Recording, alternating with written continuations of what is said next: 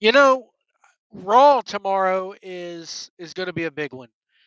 We'll get there in a second, but I kind of wanted to give you guys um, a brief little history of what WWE has meant to cable television. Um, Starting on the USA Network, it was they had primetime wrestling and All American Wrestling, and then they had Wrestling Challenge and TNT, and then they went and did Raw right after that. In '93, Raw has maintained a presence on cable television since well before '93, but heavily since '93. It's crazy. Um, Raw has just been a staple, and then in 2000 they went on, and then in late 2000, um, at the right, I want to say it was like right at the beginning of 2001, because for the entire get this, when you think about it, this is crazy. The entire portion of the alliance, the WWE versus WCW slash ECW storyline did not take place on USA Network. There's this big misconception that Raw has been on USA the entire time. No, there was a good 5 year period right up until the end of 2005. Um, they were not on USA Network. They were on what was then TNN, and then I think they changed to Spike TV right at the very end. Um, and I could go over a history of that. They signed that deal with Viacom to go over to what was then the Nashville network. You know, they they called WCW the Good Old Boys Network. As the GPS goes off in the background yet again. Anyway, they called that the good old the Good Old Boys Network, TBS and TNT. No, it was the Nashville Network, TNN, where they would show old Western movies and country music stuff. They would air a 4 hour long block of shooting a show in a bar in Nashville that showed nothing but people doing the boot scooting boogie all day. Not that there's anything wrong with that. If you like to line dance, you do you, but it's not something I want to watch on TV for 4 hours a day. Anyway, they then got yeah, creating detours, my GPS says. They did a detour. They got WWE Raw. They were airing ECW for a little while, but they went and gave Vince McMahon allegedly $100 million to come over to TNN. And they changed it to the national network where they would still show some country western stuff, they would show some NASCAR stuff, they would show some NHRA drag racing, and then they would the big thing was if they weren't showing WWE programming, if they were not showing WWE programming, they were showing um, stuff like Star Trek. The Next Generation was a big thing for them. Cheers. They showed a lot of old, because they had the Viacom library. They were showing Beavis and Butthead for a little while there. Um, Wings, the old sitcom Wings. I remember they were showing uh, old episodes of that, and I actually liked the National Network during that time. My TV pretty much stayed. If you were to look at me in 2003, um, late 2003, early 2004, my TV stayed on the National Network, and it would stay then on G4 TV, the first iteration, not the woken stupid generation that we got last year. Anyway, suck it, Frost. Um, but they would then hop back over to the USA Network, and they did that awesome Raw Homecoming show. And I can remember on the very last episode of them being on TNN or Spike TV or whatever it would become, whenever they would mention the fact that they were going to be on USA Network, TNN or Spike, whatever, I think they were still TNN. TNN would then cut to like a technical difficulty screen. They would not let them promote the fact that they were going back to USA Network, but everybody knew. Everybody could tell it because WWE had it all over their website and whatnot. So then they came back, Raw Homecoming. I want to say it was 2005, 2006, somewhere around there. Back to USA Network, and they've been on USA Network ever since for the last 20 years. So it's crazy to think how far Raw has come, how far the set changes have gone, the announcers, the characters, the wrestlers, the storylines, backstage.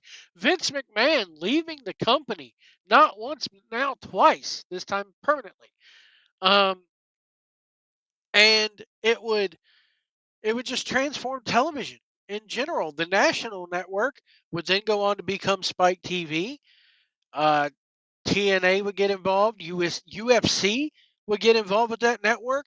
Um, and now it's the Paramount Network where you have hit shows like Yellowstone, which have 11 point something million people watched the finale of that show among all Viacom's networks. So WWE has changed cable television for the better.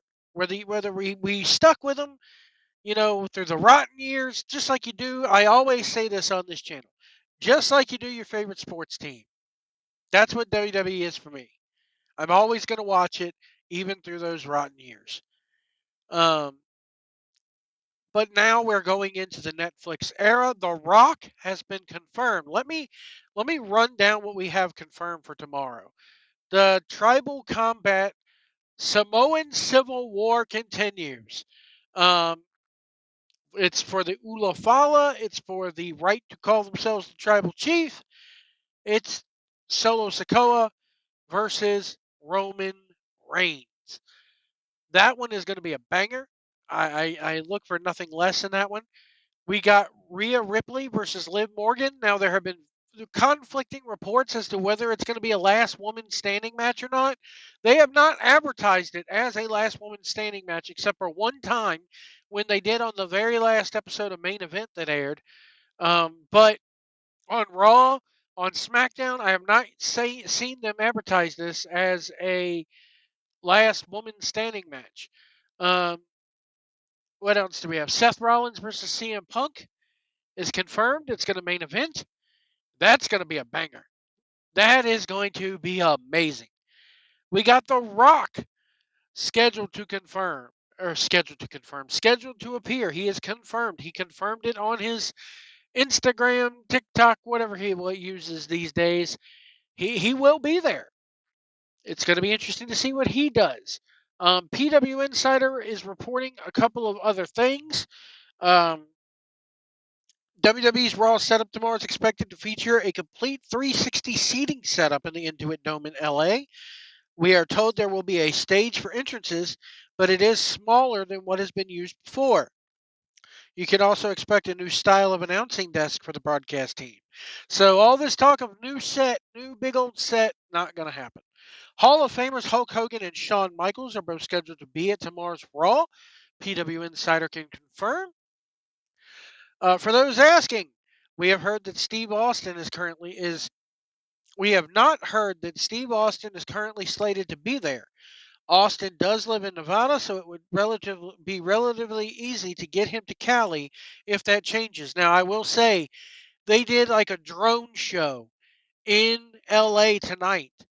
It may have been filmed last night for the big Raw thing. They did a drone show where they did a bunch of the superstars' logos, and the Smoking Skull was one of those logos.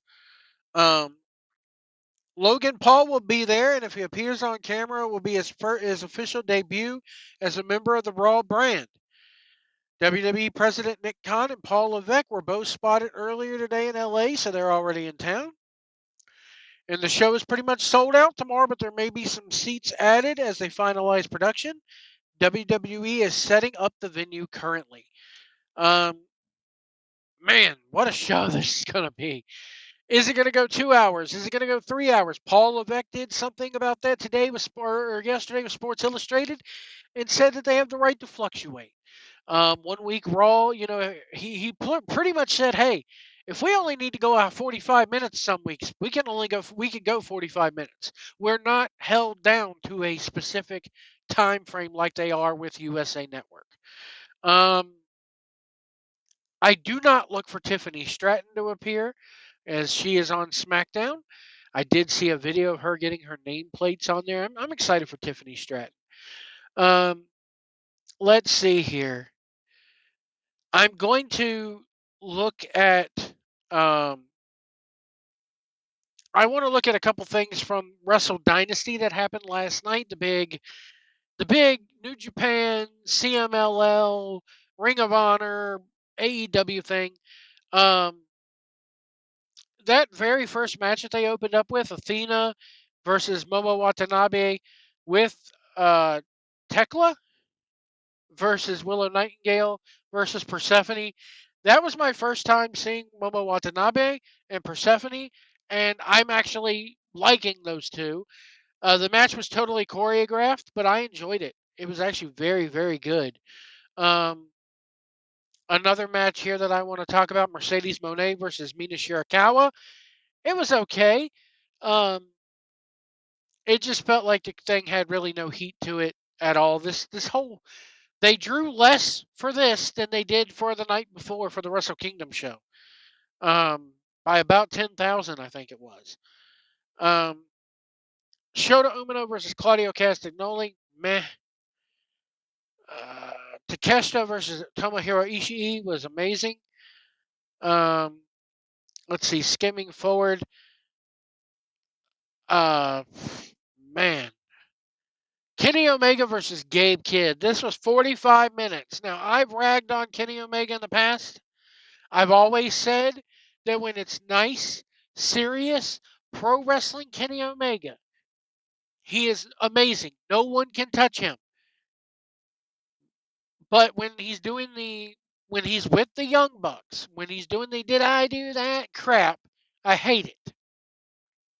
His title run in AEW has been the best title run so far in company history, bar none. It even beats CM Punk's little reign that he had. And it takes a lot for me to say that because I am a total CM Punk mark. But this match last night was about 45 minutes of sheer bliss. There was hardcore stuff. Omega got busted open, was Crimson Masked. Gabe Kidd, he made Gabe Kidd last night. Kenny Omega made Gabe Kidd. Gabe Kidd, if he was not a star before, he is now. And it was utterly amazing. And then Zack Sabre Jr. versus Ricochet was meh. It was totally meh. Um, but yeah, that's my thoughts on Wrestle Dynasty. Wrestle Kingdom was by far the lesser of the two shows. I will say that. Um, except for that IWGP Women's Championship match, I enjoyed women's wrestling this past weekend. It was actually very good, and it takes a lot for me to say that. Let's see, anything here? Anything else before I sign off here for you guys? I'm looking. I'm looking at the definitely.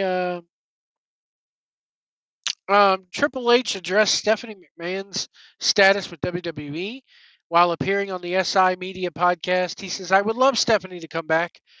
Um, she'll always have a passion for this, whether she decides to come in and do stuff. I think she weighs that on her mind all the time."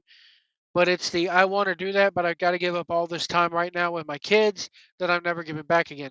Stephanie, in other words, Stephanie remains enjoying being a mother, and rightfully so. She missed out on a lot of time with her kids because she had to go to work every day and be on the road. I mean, there was times where they carried their kids on the road with them. So I think Stephanie is now seeing what CM Punk saw back in 2012 and 2013. I like my couch. I like being at home. I like being with my family. So, man, the just the overall culture in the last 10 years of pro wrestling has changed dramatically. Raw to Netflix, Punk back in WWE, Punk back in wrestling, period, man. It's crazy. Crazy. Anyway, that's going to do it for me right now. I'll be back later on in the week, I'm sure. We will see you down the road. Be safe, everybody.